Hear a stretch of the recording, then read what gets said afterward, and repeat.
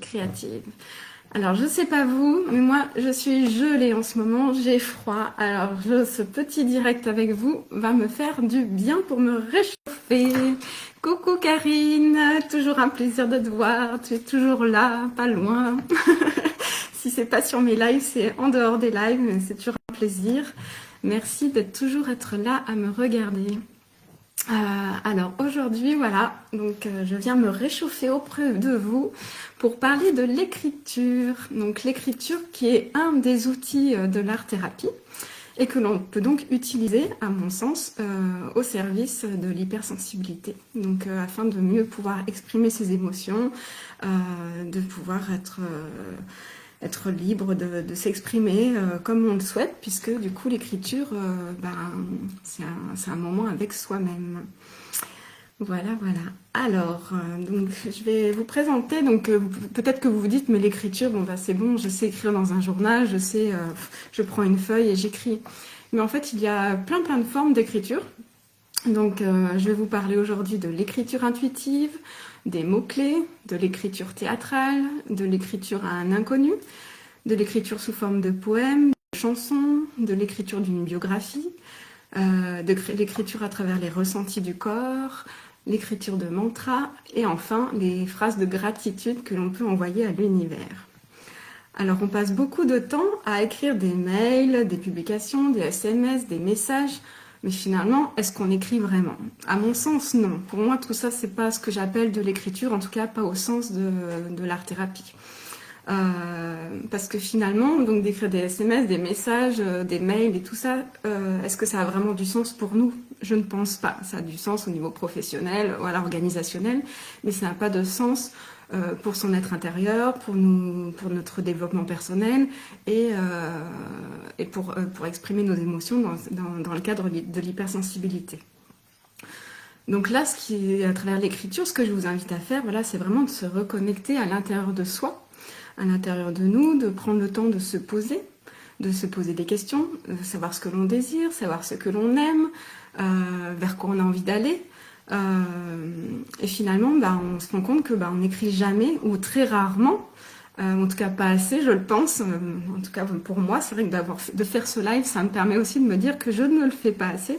Mais finalement, on l'utilise rarement au service de soi-même. Et donc, je vous invite à travers ce live de le faire davantage.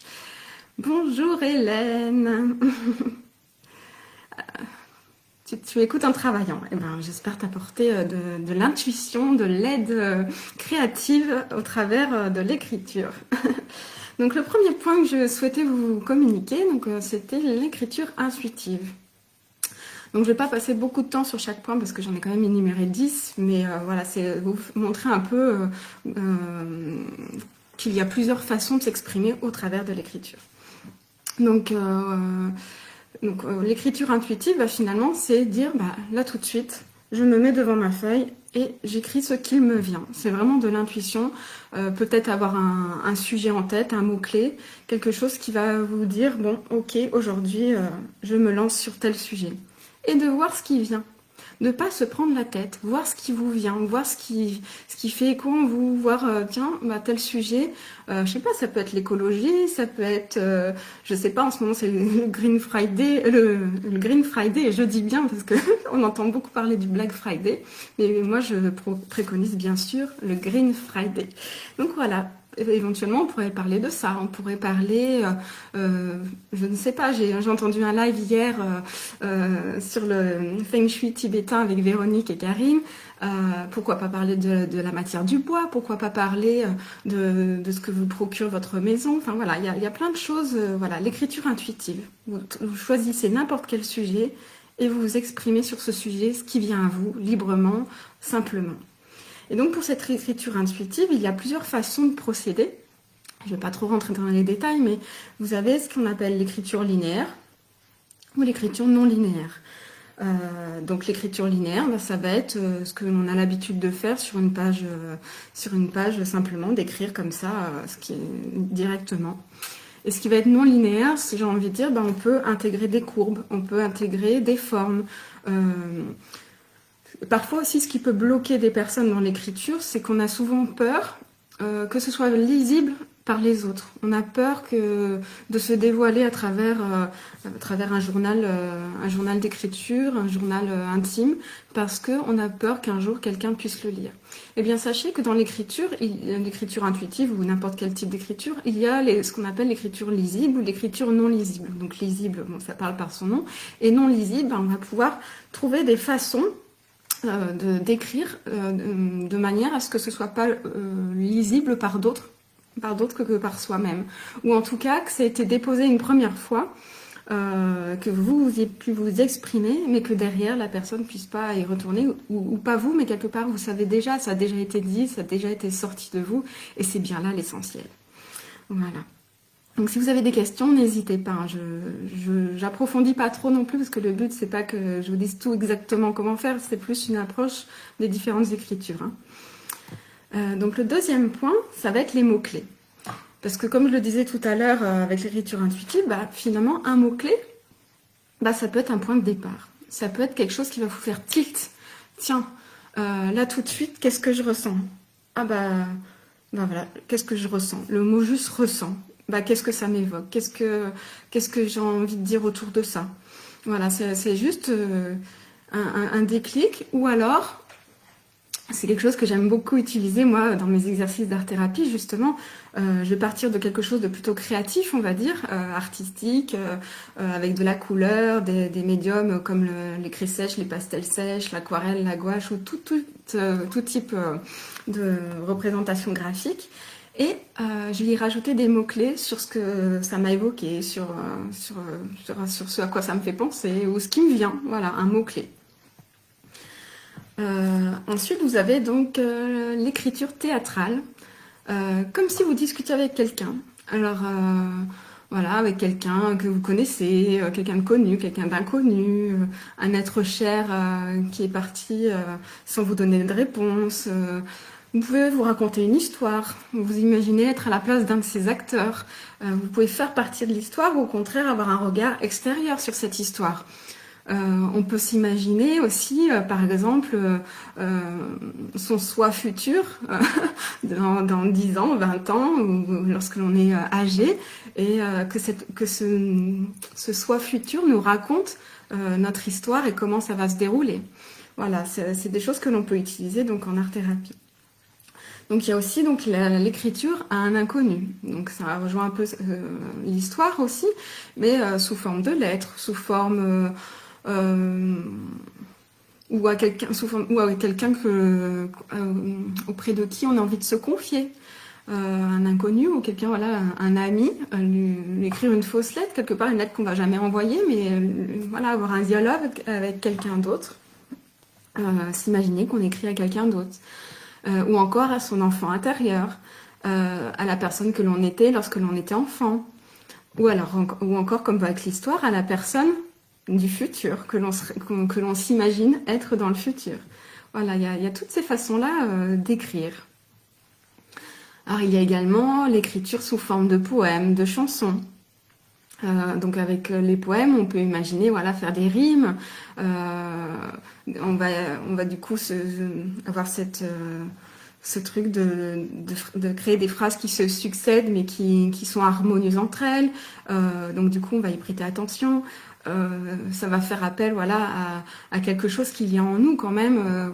Comment harmoniser ça, faire en sorte que ça me parle, et que vu que c'est un poème, c'est quand même quelque chose que l'on a envie de transmettre de façon harmonieuse, paisible, sereine, ou en tout cas quelque chose qui vient de soi et qui va être mélodieux, quelque chose qui va être agréable à lire, à regarder, voilà, c'est quelque chose, voilà, on peut utiliser ça. La chanson également, parce qu'elle va peut-être être un peu plus longue, un refrain, quelque chose que vous avez envie de vous prononcer, de vous dire vous régulièrement, avec une petite mélodie en plus. Voilà, vous pouvez éventuellement utiliser, je sais pas, ça peut être une idée, mais les lettres de votre prénom et en faire un poème en utilisant les lettres.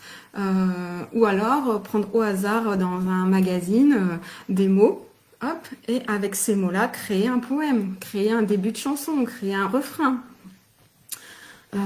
Ou utiliser un premier poème et le découper complètement et recommencer. Donc là, On est dans le découpage collage, mais on peut très bien imaginer avoir ces mots-là et les écrire, voilà, s'entraîner à écrire des phrases. Vous avez également l'écriture d'une biographie.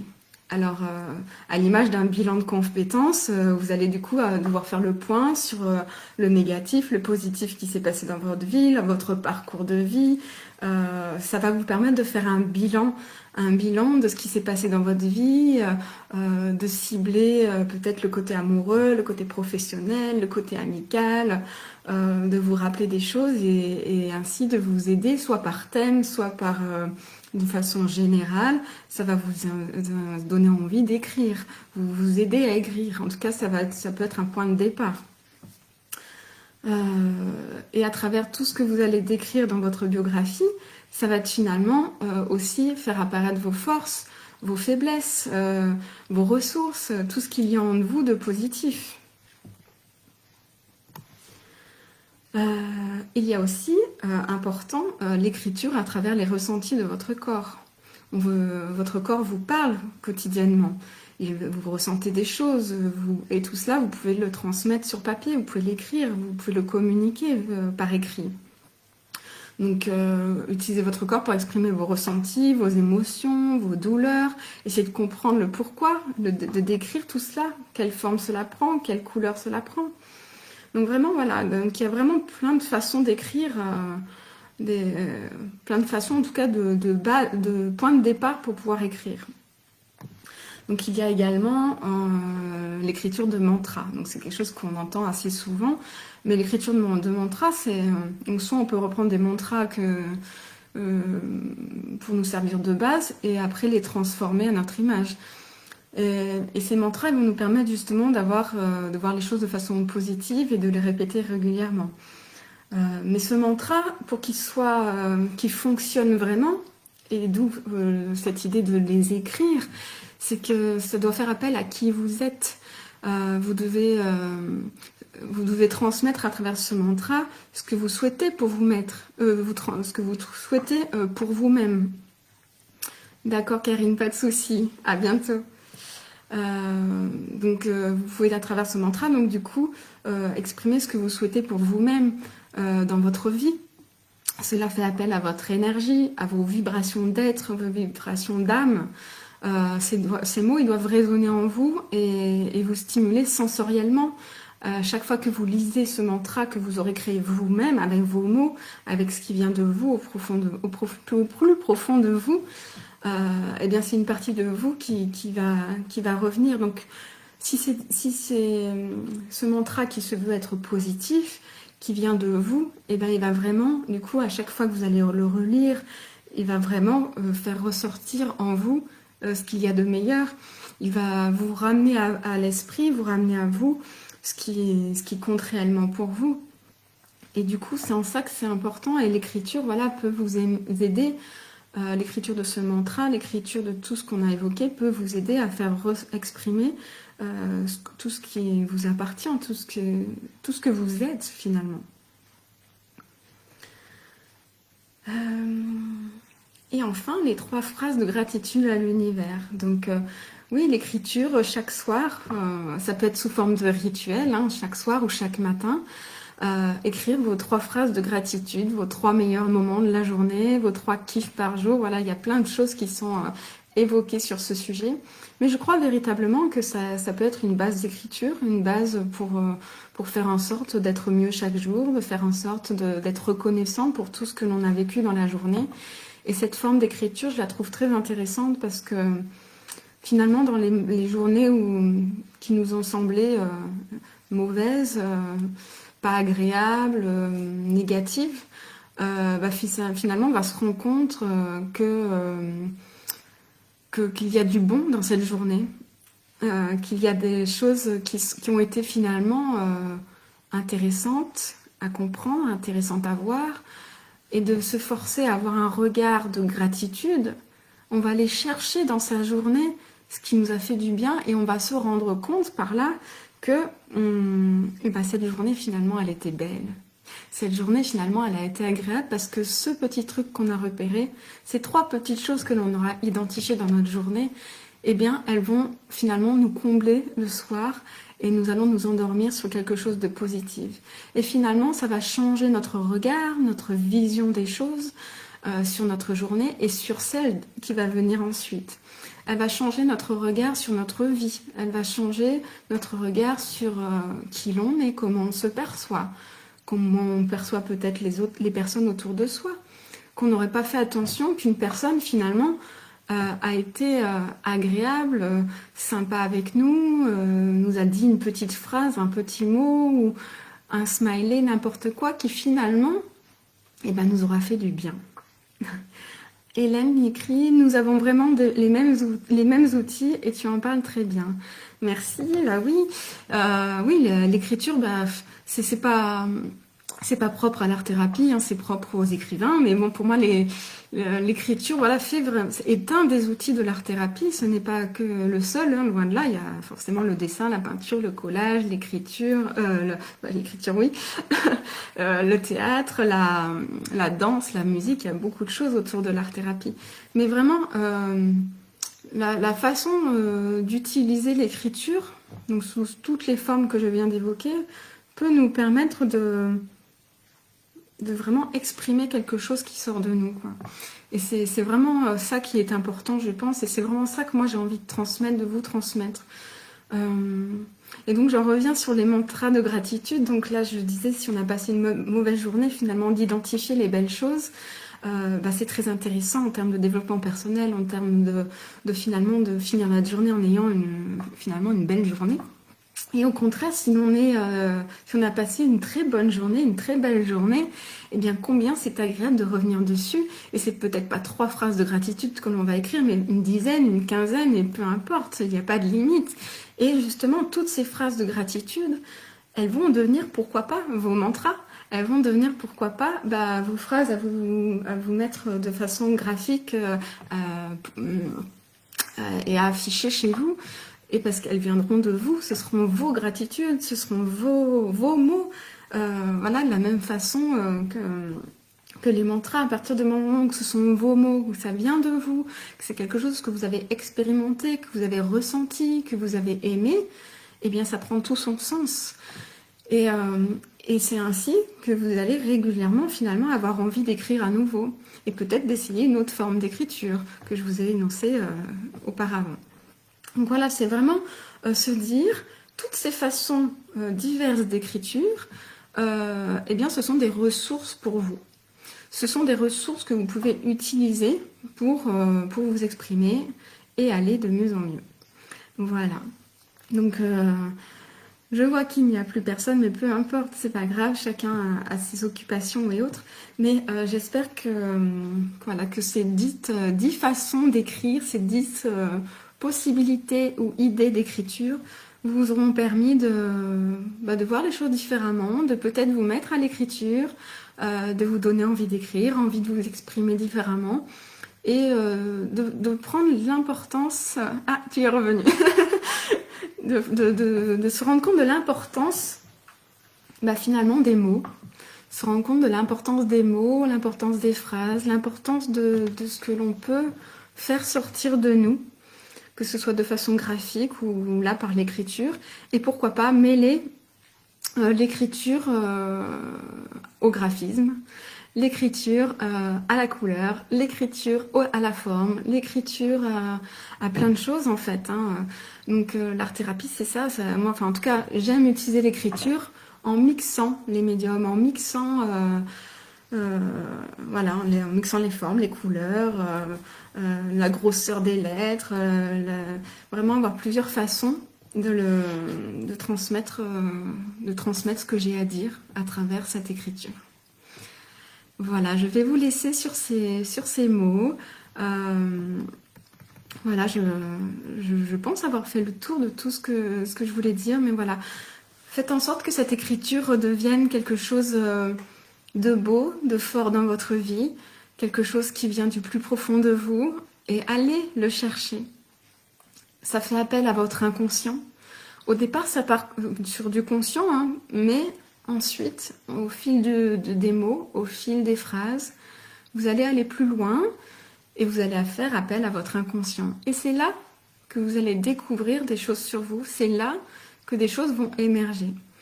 Et c'est en ce sens que l'art-thérapie peut vous aider à exprimer vos émotions, à faire de votre hypersensibilité quelque chose de positif.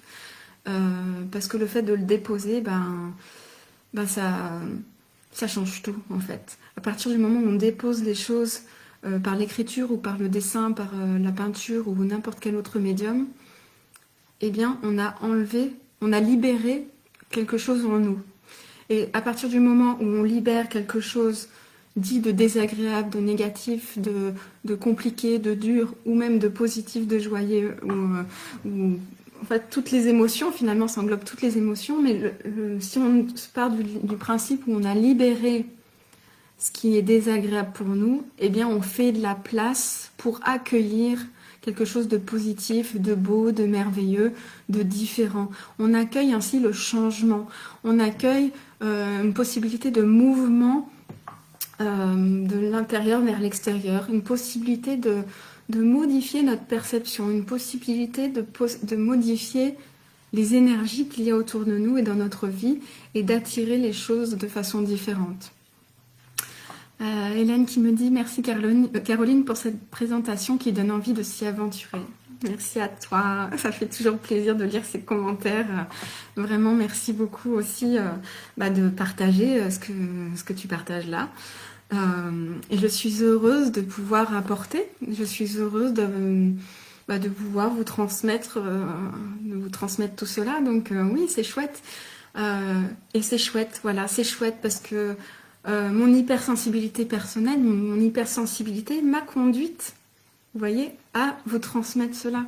Elle m'a conduite à créer ce groupe, elle m'a conduite à créer la méthode crémotive, elle m'a conduite à avoir envie de parler, de communiquer tout ce qui me permet, moi, de faire en sorte que je me sente mieux, de me sentir mieux au quotidien.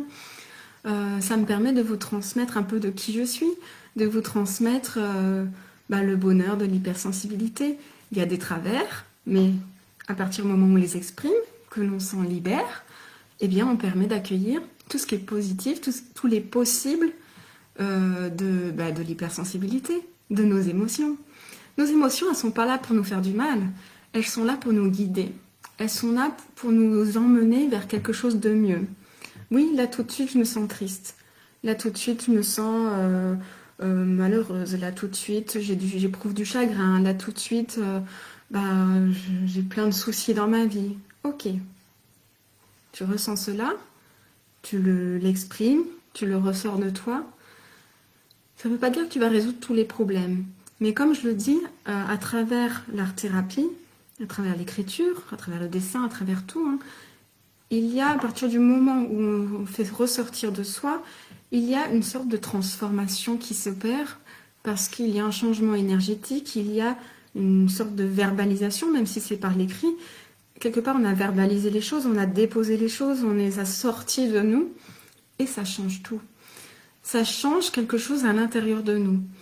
Alors, je ne sais pas si on peut appeler ça de la spiritualité ou pas, mais il y a quelque chose en nous qui change, il y a quelque chose en nous qui a bougé, qui a fait que, je l'ai dit, je l'ai exprimé, je l'ai sorti de moi. Et comme je vous l'ai déjà dit dans mon tout premier live, je crois, ça fait référence à la naturopathie parce que j'ai été conseillère en hygiène de vie avant, donc j'ai fait une école de naturopathie. Et on dit en école de naturopathie, tout ce qui ne s'exprime pas s'imprime. Et vraiment, tout est là, tout est dans cette phrase. Tout ce qui ne s'exprime pas s'imprime. Et ça veut dire que tout ce que vous n'allez pas sortir de vous va rester ancré en vous et va du coup vous faire du mal jusqu'à peut-être vous rendre malade. Et c'est en ce sens que je souhaite vous accompagner, vous aider, pour vous aider à sortir de vous tout ce qui est porteur de mal-être, tout ce qui est porteur de frustration, tout ce qui est porteur de manque de confiance en soi, tout ce qui est porteur de manque d'estime de soi. Ce serait dommage de rester avec ça. exprimez-le, faites-le sortir de vous, de n'importe quelle des façons que leur thérapie peut vous apporter. Là, j'ai parlé de l'écriture, mais prochainement, je parlerai du dessin ou de la peinture, ou je ne sais pas, je verrai sur quel thème je vais vous communiquer ça, mais vraiment, faites sortir de vous. Faites sortir de vous tout cela, exprimez-le. C'est déjà un premier pas vers le bonheur et vers la joie de l'hypersensibilité. Voilà. Écoutez, je vais finir là-dessus parce que c'est vraiment ça que j'ai envie de vous transmettre. Aller vers la joie, exprimer vos émotions et je suis là pour ça, pour vous y aider. Donc, merci à vous d'être là dans ce groupe. Merci à vous de m'écouter et venez à moi si le cœur vous en dit. Je vous souhaite une belle journée, un bon appétit et je vous dis à très bientôt.